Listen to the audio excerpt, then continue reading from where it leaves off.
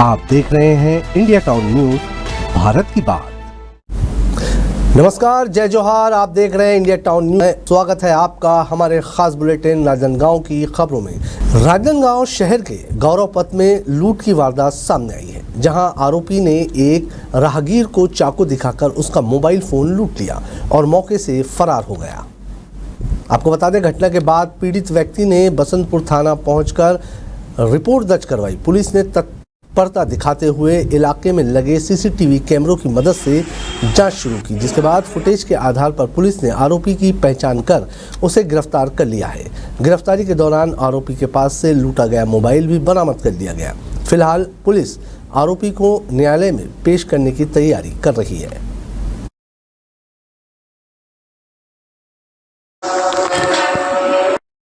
प्रार्थी घर जा रहा था, उसी समय गौरव पथ में एक अज्ञात वाहन का चालक के द्वारा उनके मोबाइल है जो जेब से निकाल लिया था। इस संबंध में राजनांदगांव शहर का गोविंद राम निर्मलकर ऑडिटोरियम एक खास मौके का गवाह बना, जब मुस्लिम समाज के 16 जोड़ों ने एक ही छत के नीचे निकाह पढ़कर अपना नया जीवन शुरू किया। सामूहिक विवाह समारोह में बड़ी संख्या में समाज जन और गणमान्य नागरिक मौजूद रहे। कार्यक्रम की खास बात यह रही कि यह पूरा आयोजन सादगी और सामाजिक समरसता के अवतारण में हुआ है। निकाह की रस्में इस्लामिक रीति रिवाज के अनुसार संपन्न की गई। विवाह के बाद सभी नवविवाहित जोड़ों को गृहस्थ जीवन की शुरुआत के लिए आवश्यक घरेलू सामान उपहार स्वरूप भेंट किए गए। कार्यक्रम के अंतर्गत मुख्यमंत्री कन्या विवाह योजना के तहत महिला एवं बाल विकास विभाग द्वारा 5 जोड़ों को सरकारी सहायता प्रदान की गई। इनमें से 3 कन्याएं राजनांदगांव जिले की है। योजना के अंतर्गत प्रति जोड़े को 50,000 रुपये की सहायता राशि दी गई, जिसमें 35,000 रुपये की राशि कन्या के नाम पर चेक के रूप में प्रदान की गई। जी, आज पंडित गोविंद राम निर्मलकर ऑडिटोरियम में मुस्लिम समाज के द्वारा सामूहिक विवाह का आयोजन किया गया है। इसमें देखिए मुख्यमंत्री कन्या विवाह योजना अंतर्गत महिला बाल विकास की तरफ से 5 जोड़ों का यहाँ पे विवाह पंजीयन हमारे द्वारा मोट संगवारी नगर निगम राजनांदगांव के द्वारा किया जाना है। इसके लिए हम उसके डॉक्यूमेंट ले चुके हुए हैं। राजनांदगांव में व्यापारी के साथ हुई मारपीट की घटना ने अब राजनीतिक और सामाजिक रंग ले लिया है। घटना के बाद से ही शहर के व्यापारी वर्ग में आक्रोश की लहर है।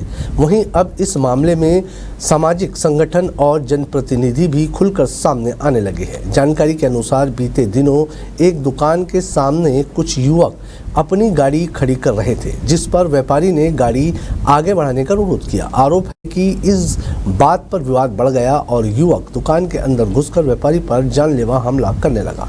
व्यापारी को गंभीर चोटें आई है, जिसके बाद पूरे व्यापारी संघ ने एकजुट होकर कोतवाली थाने में पहुंचकर मामला दर्ज करवाया। एफआईआर के बाद पुलिस ने कार्रवाई करते हुए 3 युवकों को जेल भेज दिया, लेकिन अब इस मामले ने नया मोड़ ले लिया है। साहू समाज का आरोप है कि घटना को एक तरफा रूप में पेश किया गया है और पुलिस ने राजनीतिक दबाव में आकर बिना दोनों पक्षों की बात सुने युवकों को जेल भेज दिया। समाज के सदस्यों और स्थानीय वार्ड पार्षद ने कोतवाली पहुंचकर व्यापारी के खिलाफ भी एफआईआर दर्ज करने की मांग की। उनका दावा है कि विवाद की शुरुआत व्यापारी द्वारा की गई और उनके पास मौजूद वीडियो फुटेज ये स्पष्ट है। युवक के परिजनों और समाज के अन्य लोगों ने व्यापारी पर जातिगत गालियां देने का भी आरोप लगाया। हालांकि इंडिया टाउन न्यूज़ इन आरोपों की पुष्टि नहीं करता है, लेकिन इन बयानों के चलते अब मामला और अधिक संवेदनशील होता जा रहा है। अब देखने वाली बात ये होगी कि पुलिस व्यापारी संघ की एफआईआर पर जिस तेजी से कार्रवाई करती है, क्या उसी गति से समाज की ओर से दर्ज शिकायत पर भी कदम उठाए जाएंगे। क्या कुछ मामला था और आज फिर से यहाँ पर सामाजिक लोगों के साथ में आ गया? वो मामला था कि सबको पहले तो अनुज साहू को उन्होंने पहले वार किया, उनको धर्म नीच जाति के ऊपर उनका सवाल उठाते हुए उनको गाली गलौज किया। फिर उसके बाद बोलता है तुम ड्राइवर हो, तुम्हारी क्या औकात है।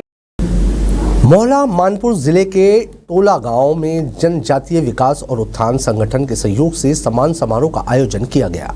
इस कार्यक्रम में छत्तीसगढ़ के वन एवं कौशल विकास मंत्री केदार कश्यप मुख्य अतिथि के रूप में पहुंचे।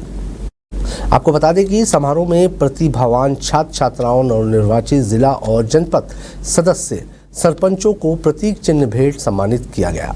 समारोह को संबोधित करते हुए मंत्री केदार कश्यप ने कहा, ग्रामीण क्षेत्रों में छुपी हुई प्रतिभाओं को सामने लाना और उन्हें सही मार्गदर्शन देने हमारी प्राथमिकता है। टोला गांव का विजन कोचिंग सेंटर जैसी पहल दूसरे क्षेत्रों के लिए प्रेरणादायक है। जनजातीय उत्थान संगठन के द्वारा यहाँ पर विभिन्न आयोजन किया गया और यहाँ पर जो हमारे खेल के प्रति, शिक्षा के प्रति जो उत्कृष्ट कार्य कर रहे हैं और ऐसे प्रतिभावान विद्यार्थियों को आज सम्मानित भी किया गया और हमारे जनप्रतिनिधियों को भी सम्मानित किया गया, मीडिया के पत्रकार बंधुओं को भी सम्मानित किया गया। लगातार मैंने इनके बारे में सुना था कि जो इस समिति है, जनजातीय उत्थान समिति, ये हमारे बच्चों को कोचिंग करा करके फ्री ऑफ कॉस्ट, जो अपने जवाहर नवोदय विद्यालय, प्रयास के लिए, एकलव्य के लिए, इसके लिए तैयार कर रहे हैं और हर बार यहाँ से बच्चे निकल करके उन परीक्षाओं में सम्मिलित होते हैं, उन विशिष्ट संस्थाओं में जाते हैं और बहुत सारे बच्चों ने तो कहते हैं विशिष्ट संस्था में प्रवेश के बाद उनका विभिन्न क्षेत्रों में उनका चयन भी हुआ है उनके नौकरी के दृष्टि से। तो ये एक बहुत अच्छा कार्यक्रम चल रहा है और निश्चित तौर से इससे समाज में एक जागृति आ रही है। विधायक यशोदा वर्मा के निर्देशन पर मिशन संडे टीम ने सामाजिक सरोकार की मिसाल पेश करते हुए शासकीय अस्पताल स्थित शवागार परिसर की सफाई कर मनराखन देवांगन के नेतृत्व में इस क्षेत्र को स्वच्छता प्रदान किए। शवागार परिसर के मुख्य मार्ग और अंदरूनी हिस्से में फैली झाड़ियों और गंदगियों ने आम जनों के लिए मुश्किल खड़ी कर रखी थी। इस पर मिशन संडे की टीम ने अभियान की शुरुआत करते हुए फावड़ा, कुल्हाड़ी और अन्य सफाई उपकरणों के साथ पूरे परिसर को साफ कर दिया। मिशन संडे केवल शिकायत या भ्रष्टाचार उजागर करने का माध्यम नहीं, बल्कि हम जनहित के हर कार्य में अपनी सक्रिय भूमिका निभाते हैं। शवागार परिसर में लंबे समय से सफाई नहीं हुई थी। जब हमें इसकी जानकारी मिली तो हमने बिना किसी आरोप प्रत्यारोप के सीधे श्रमदान कर तस्वीर बदलने की ठानी। इस पर लगातार मिशन संडे जारी है। आज हम लोग रविवार को खैरागढ़ की अस्पताल के पास लगा हुआ 100 गरीब हम लोग आए हुए हैं और लोगों की ये बात रहती, मंशा रहती कि मिशन संडे लगातार शिकायतें करती, भ्रष्टाचार उजागर करती है, लेकिन ऐसा नहीं है। हम लोग जनहित में लड़ाई लड़ते हैं। आज 100 गृह के सामने और 100 गृह की कॉम्प्लेक्स के अंदर इतनी गंदगी और झाड़ियाँ थी, जिसे देखकर हम लोग कभी आधे लगता था कि कैसा टाइप का व्यवस्था है। उसको हम लोगों ने आज हमारे संडे मिशन के सारे साथियों ने श्रमदान कर पूरे कटी हुई झाड़ियों को काटे। हम लोग ने झाड़ू लगाया है, साफ़ सफाई की है, इधर प्रतिपक्ष ने लगातार अंदर का पूरा सफाई किया है। तो हमारा मिशन जनहित में है और हमको लगता था कि यहाँ पर कुछ सफाई होनी चाहिए। हम सफाई किए, हम किसी को दोषारोपण नहीं करना चाह रहे हैं। आज निश्चित रूप में हमारा संडे मिशन इस प्रकार से जनहित में लड़ाई जारी रहेगा। हम लोग श्रमदान भी करेंगे, आज श्रमदान किए हैं और लगातार हम लोग प्रयास करेंगे शहर को सुंदर और स्वच्छ बनाएं। देश की प्रथम महिला शिक्षिका और महान समाज सुधारक सावित्रीबाई फूले की पूर्ण स्मृति में राजनांदगांव के शासकीय दिग्विजय महाविद्यालय में जिला स्तरीय सामान्य ज्ञान प्रतियोगिता का भव्य आयोजन किया गया, जिसमें 15 से 28 साल के प्रतिभागियों ने उत्साहपूर्वक भाग लिया। आपको बता दें कि ये आयोजन doctor Bhimrao Ambedkar youth foundation द्वारा हर साल डॉक्टर अंबेडकर जयंती के उपलक्ष्य में आयोजित किया जाता है, जिसका उद्देश्य शिक्षा के क्षेत्र में सावित्रीबाई फूले के योगदान को याद करना और समाज में शिक्षा के प्रति जागरूकता फैलाना है।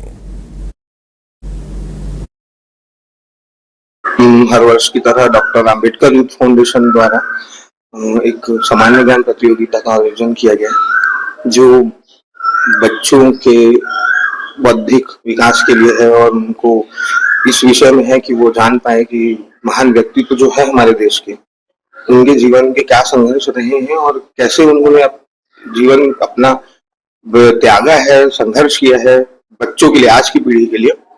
तो इसी परिप्रेक्ष्य में हमने इस बार सावित्रीबाई फूले जी के ऊपर एक सामान्य ज्ञान प्रतियोगिता का आयोजन कराया है, ताकि जो महिलाएं हैं, जो बच्चियां हैं, वो जान सके कि महिलाओं को शिक्षा में लाने के लिए सावित्रीबाई जी ने कितना संघर्ष किया है और किस तरीके से उन्होंने महिलाओं को एक शिक्षा में एक मौका, उनके लिए एक अवसर जो कहते हैं हम लोग, महिलाओं को किस तरीके से शिक्षा प्राप्त करने का एक अवसर उन्होंने प्रदान किया है और उनके संघर्षों को जाने आज की महिलाएं, बच्चियां, और इसीलिए हम लोगों ने एक सम्मान ज्ञान आयोजन कराया है सावित्रीबाई फुले जी के ऊपर। हर्ष खोबरागड़े, सदस्य doctor Ambedkar youth foundation. Doctor Baba Saheb Ambedkar youth foundation club के द्वारा यह प्रतियोगिता रखी गई है, सम्मान ज्ञान प्रतियोगिता। इसमें जो है हम इस बार जो है सावित्रीबाई फुले जी के जीवन पे आधारित, उनके जीवन संघर्षों पे आधारित हम ये टॉपिक रखे हुए हैं और उनके जीवन से जुड़ी हुई प्रत्येक घटनाएं, प्रत्येक प्रसंग से हमने एक प्रश्न की एक माला बनाई हुई है। सावित्रीबाई फुले जी जो थी वो भारत की प्रथम जो महिला शिक्षिका थी। उस दौर में महिलाओं को शिक्षा का अधिकार नहीं था, ना ही पढ़ने का अधिकार था, ना पढ़ाने का अधिकार था।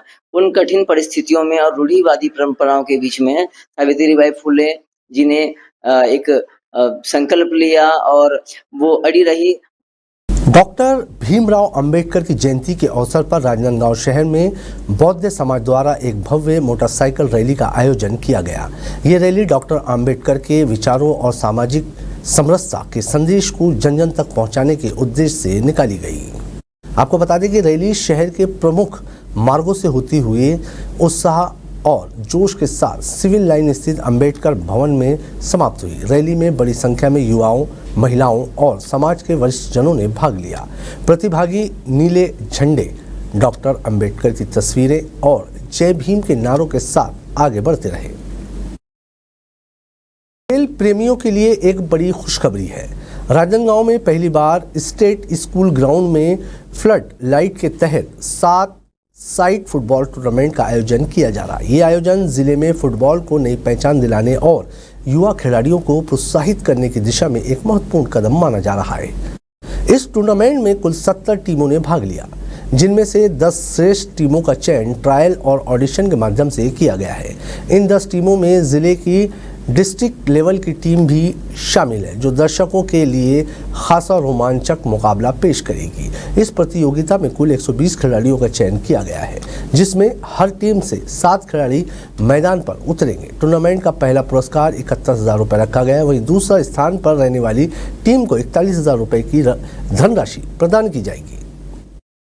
ये राजनांदगांव इतिहास का पहला फ्लड लाइट 7 साइड टूर्नामेंट है और इस टूर्नामेंट का स्टार्ट जो है ऑक्शन के थ्रू हुआ है और करीब 170 के आसपास इसमें पार्टिसिपेंट ने भाग लिया था, जिसके ऑक्शन के दौरान हमको 10 टीमें बनाई गई। 120 बच्चों का उसमें चयन हुआ है प्लेयर का। इसमें सीनियर जूनियर मिला के दोनों स्तर के प्लेयरों को इसमें पार्टिसिपेट करने का मौका मिला है और इसको 10 टीमें हैं तो टूर्नामेंट में 10 ऑनर हैं जो अपनी अपनी टीम को इसमें ऑनरशिप लिए हैं। बाहर से भी है कि लोकल भी? नहीं, ये राजनांदगांव डिस्ट्रिक्ट की टीमें हैं, मतलब इसमें डोंगरगढ़ और डोंगरगांव आसपास की टीमों को मिला के प्लेयर को ऑक्शन के थ्रू टीमों में सेलेक्ट किया गया है। RFL टूर्नामेंट का आगाज 10 तारीख को हुआ है। 17 तारीख तक यह मैच खेला जाएगा। प्रत्येक दिन 3-3 मैच का खेल हो रहा है। इसमें 10 टीमें भाग ले रही है और जो भी टीमें ये बच्चों के लिए बहुत उत्साहवर्धन है। पहली बार हो रहा है। सभी खिलाड़ियों को उनको मौका मिलेगा कि अपने लोगों के बीच में खेलकर उनको आगे बढ़ने का मौका मिलेगा और टूर्नामेंट में खेलकर ही खेल का निखार आता है। फुटबॉल का है टूर्नामेंट। पहली बार राजनांदगांव में फ्लड लाइट में सर ये पहली बार राजनांदगांव के हिस्ट्री में टूर्नामेंट हो रहा है और ये सोच इसलिए है क्योंकि क्रिकेट में तो ऐसे प्लेटफॉर्म बहुत सारे मिले हैं लोगों को, लेकिन फुटबॉल में बच्चों को खेलने का, आगे बढ़ने का मौका नहीं मिल पा रहा था और होता था टूर्नामेंट 1-2 तो उसमें क्या होता है एक बार मैच हारे और वापस हो जाते थे। तो इसको हमने IPL के तर्ज में ये हमने स्टार्ट किया है। 10 ओनर लिए हमने 10 टीमें सेट की। 120 प्लेयर इसमें हैं और इनको 2 पूलों में बांटा गया, A और B 5-5 टीमें। एक टीम जो है वो 4 लीग मैच खेलेगी। दोनों टीमों में से टॉप की जो 2 टीमें रहेंगे वो फाइनल, सेमीफाइनल खेलेगी और उसके बाद फाइनल होगा। इस प्रतियोगिता में 71,000 पहला इनाम एवं विनर कप है और दूसरा इनाम 41,000 एवं विनर कप है। इसके साथ साथ अन्य आकर्षक कप जैसे golden book, man of the tournament, man of the series, ऐसे बहुत सारे और आकर्षक इनाम इसमें रखे गए हैं। मैं तो स्वयं फुटबॉल प्लेयर हूँ बहुत समय से, 10 साल से कंटिन्यू, और इसी ग्राउंड में मैं टाटा फुटबॉल क्लब से जुड़ा हुआ हूँ और हम लोग पूरा क्लब और हमारे जो खिलाड़ी और बाकी जो राजनांदगांव जिले में फुटबॉल खिलाड़ियों के जो उत्साह था कि इस तरह का एक आयोजन किया जाए उसी को ध्यान में रखते हुए हमने इस फॉर्मेट को लॉन्च किया। हमें काफी अच्छा रिस्पांस मिल रहा है और इसमें बाहर की प्रतिभाएं भी आ रही है और लीग बेस पे हो रहा है तो सबको पर्याप्त मौका भी मिल रहा है। वैसे नॉकआउट में एक बार में निकल जाते थे, अलग अलग प्रतिभाएं सामने आ रही है। ये एक नया प्लेटफॉर्म हमने दिया है और उम्मीद है कि इससे राजनांदगांव को, फुटबॉल को बहुत अच्छा फायदा मिलेगा। वक्त हो चुका है एक छोटे से ब्रेक का, मिलते हैं ब्रेक के बाद।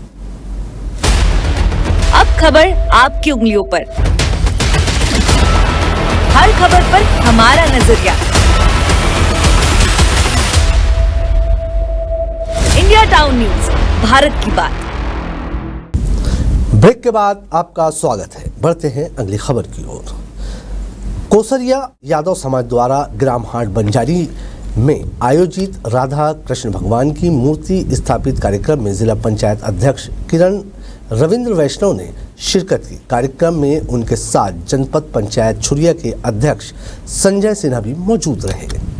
आपको बता दें कि कार्यक्रम की अध्यक्षता जनपद अध्यक्ष संजय सिन्हा ने की, जबकि मुख्य अतिथि के रूप में किरण रविंद्र वैष्णव ने समाज को संबोधित करते हुए कहा कि किसी भी समाज की संस्कृति और धार्मिक परंपराएं उसकी पहचान होती है। यादव समाज द्वारा राधा कृष्ण मंदिर का निर्माण और मूर्ति स्थापना समाज की आस्था और एकता का प्रतीक है। छुरिया सर्किल दूरे बंजारी,